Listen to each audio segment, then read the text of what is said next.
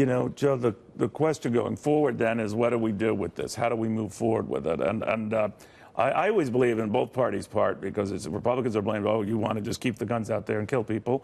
And then Republicans look at Democrats, say, you won't do anything about violent video games and movies. And we know that this shooter was very big on some pretty violent Xbox games. In fact, a couple of times his late mother had called him out to the house, was over the rage when he had those Xbox games taken away. So where does this go? Can both sides step back enough from their own, stubborn positions to find middle ground?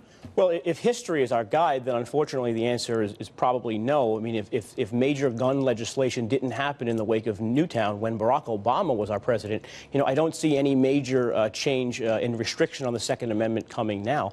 That said, here you have a killer who checked every single box of being someone that probably shouldn't have had a firearm. The people around him made the responsible decision to reach out to those in charge. If this is a person who can get guns, I would be happy as a conservative. I used to have an A rating by the NRA. Still, I'm happy to tell anyone that this is a person we should find a way to restrict their access to firearms. Then the privacy advocates say, be careful what you wish for, because then every time if either you or your child has visited the doctor for some psychological help or medications, then be careful.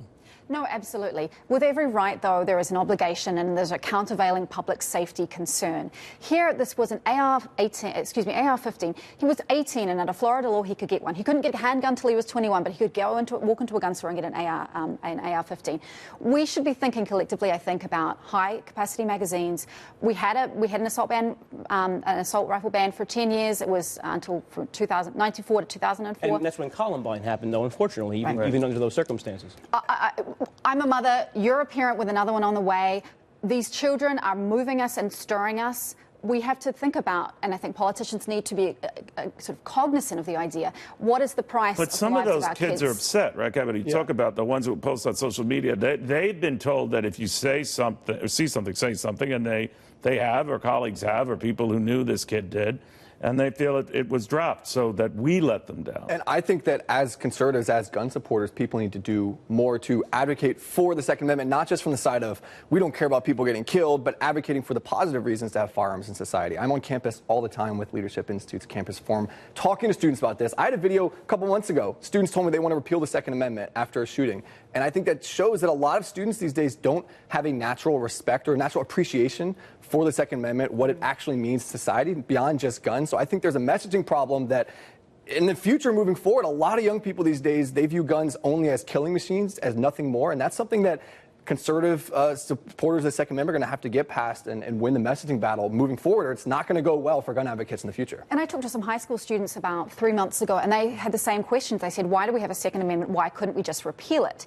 I think we should also have, a fair and frank discussion about other constitutional rights that people care a little bit less about. So the Third Amendment protects us against having soldiers quartered in our homes. Where is the money and where is the political advocacy around that? We have limits on rights. We have perjury laws. We have slander laws, we have libel laws. I think the difference is, though, people who support the Second Amendment are afraid of having some sort of overarching collective punishment where everyone who is availing themselves of this constitutional right, which is no different from the constitutional right of free speech or of quartering or search and seizures, they don't want to see a collective punishment on everyone because some people fundamentally should not have firearms like Nicholas Cruz. But then we have to find how far do we go. Anecdotally, the stories were out there on social media and elsewhere that, Nicholas Cruz had problems. But because that were conveyed in an official sense to an institution that could stamp it in a file and let a gun shop owner know that this person had a record of mental issues, he got approved for that gun. So acquiring it legally and everything else. Are you comfortable with this sort of thing, even if there are run-ins with your school or whatever, or your child's school, where that enters, somehow gets to be on their file and permanently there on their file? I think that's a very, very good question. And I think you always have to take this example and push it out to another to be intellectually honest about it. So I do have civil liberties concerns about this, but there has to be a way of doing this and doing this right. your point is well taken.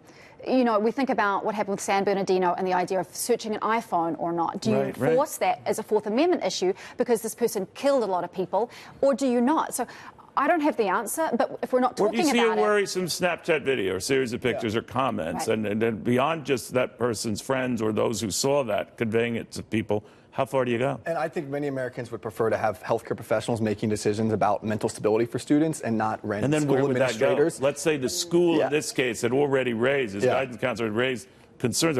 Wouldn't that enter a file somewhere so that this kid walks in, or any kid walks into a gun store, and they say, no, apparently at your school you were expelled or whatever. How far does that info? Yeah, and the important counterpoint there is how many Americans could feel a fear of going to a doctor because they say, well, I don't want people to find out about my mental history because then I go to a doctor, now I can't, I rights taken away from me. It could cause people not to do that. It's important to remember in this conversation, any conversation, not letting emotions get in the way, and also realizing the second you give the government power to take your rights away, they almost never come back. See, that's the fear people legitimately that. have, that in the effort to try to stop this sort of thing, they create even bigger problems. Well, sure. I mean, you know, we have a gun registry here in New York State, which when it was passed in 2013, the majority of people didn't even comply with it as is. I mean, the law had no teeth.